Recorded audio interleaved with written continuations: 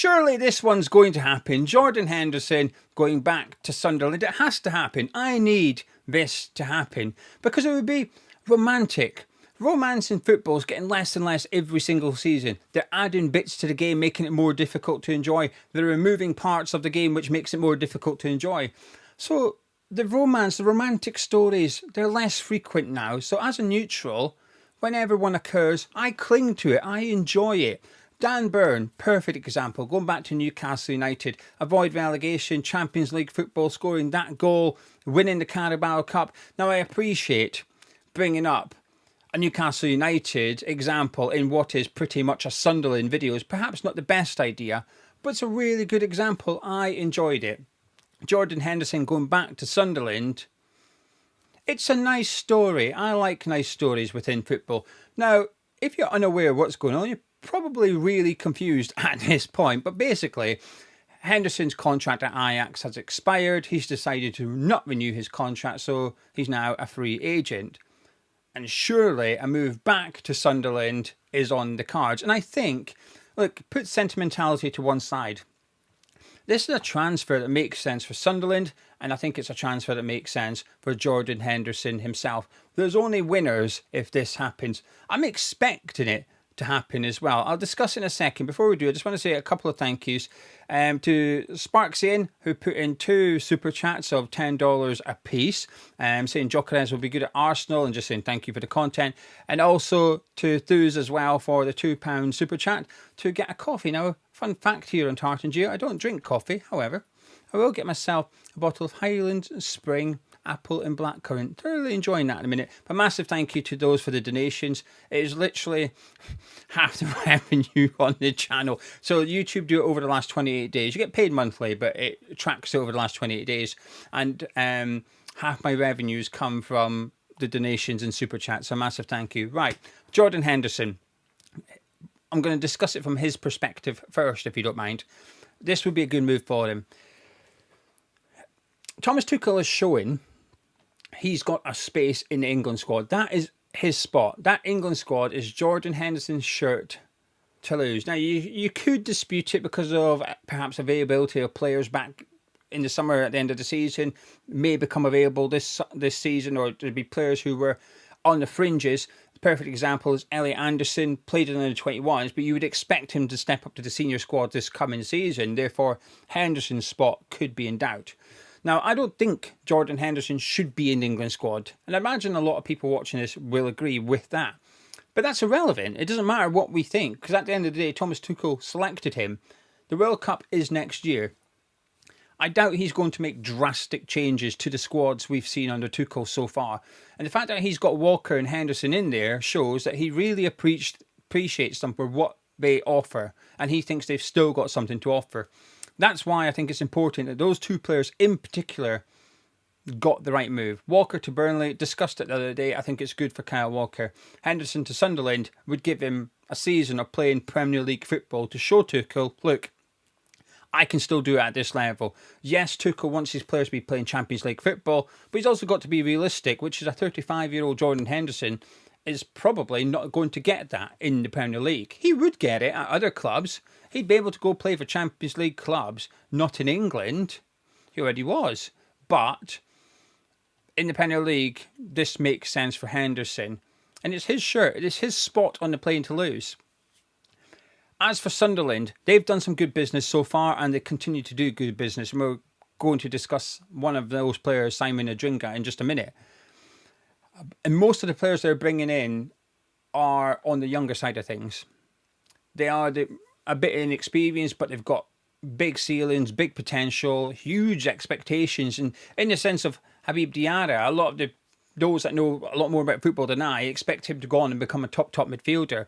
So Sunderland are bringing in those types of players at affordable prices. Although collectively they're spending a lot of money, individually the transfer fees are reasonable for a Premier League football club, with the hope of that they work out. And that's all very well. But as I discussed in the Kyle Walker video, look at Ipswich Town last summer. They did the same. They were bringing in young players with big potential. And that was all very well. But they needed to make sure they got in a couple of experienced players, and they worked. That was their problem, in my opinion. Calvin Phillips was their big player. He was the experienced player they were bringing in. It did not work. Burnley with Walker and now Sunderland with Henderson, I think are similar ideas, but I feel more confident in these two working. Because Calvin Phillips, while he was a captain at Leeds and he was well liked at Leeds, there wasn't really much to suggest at Man City that he had that leadership about him. There's plenty with Walker and there's been plenty with Henderson throughout his career as well. And this is why I stress that even if Henderson wasn't playing week in, week out for Sunderland, what he would bring off the pitch with that experience, with that leadership. Players like Chris Rigg would love playing under Jordan Henderson, even if it's for one season. What he would bring is invaluable. And as I always say, you can't buy that. You probably could. You could go buy a 35-year-old if you want to. But that experience that Henderson brings, that leadership he's got. I remember speaking to a Liverpool fan years ago. And it was when Henderson was sort of on his way out. Well, no, it wasn't. It was when Henderson was at the top of his game. Apologies. Henderson was at the top. Liverpool, under Klopp, were at their best. He was captain.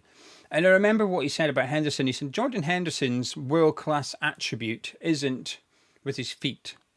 He said, Jordan Henderson's world-class attribute is his mentality and his leadership. He said, that's what he brings. That's world-class. And I've never forgot that.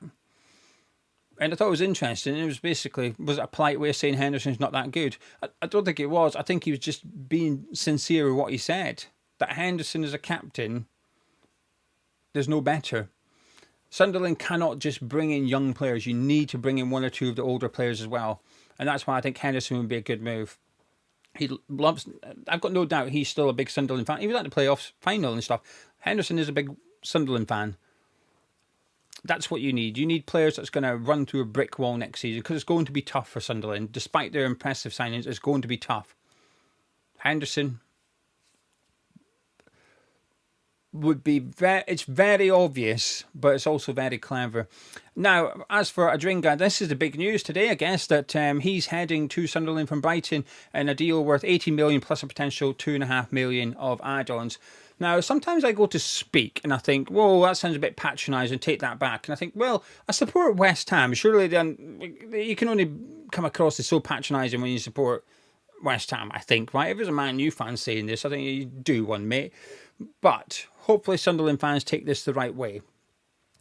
When Adingra is at Brighton, the season before that's just finished, he looked really good. He looked really promising. He had a lot of ability, a lot of potential. He looked like there's a real player there.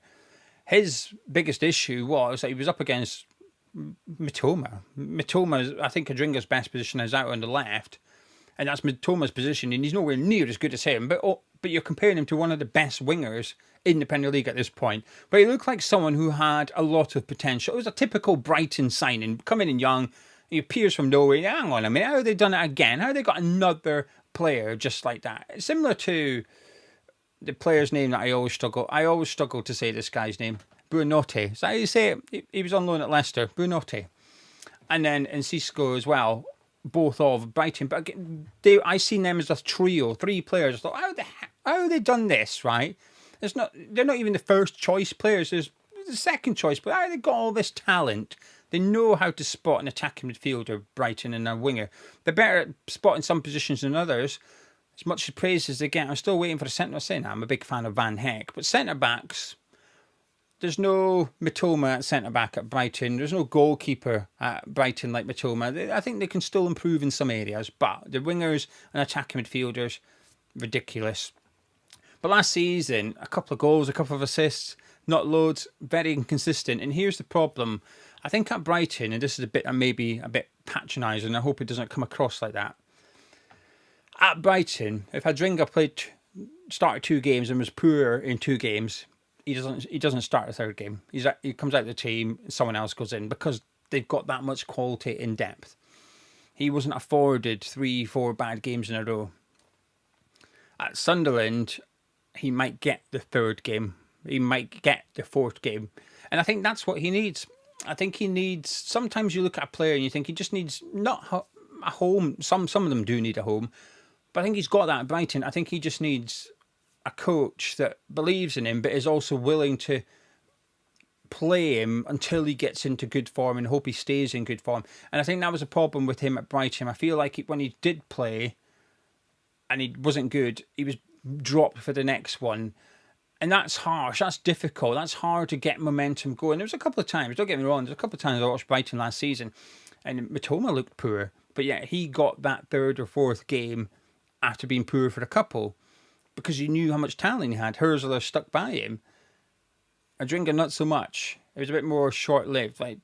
And I think at Sunderland he may get that because maybe the squad depth perhaps isn't as good as it is. Adingra was the squad depth at Brighton. He's not going to be at Sunderland. Now, Sunderland will know this guy inside out. They tried to get him in January. On the transfer deadline day, it fell through. Adingra didn't want to go to Sunderland. It worked out all right. It ended up working well for Sunderland because of what happened afterwards.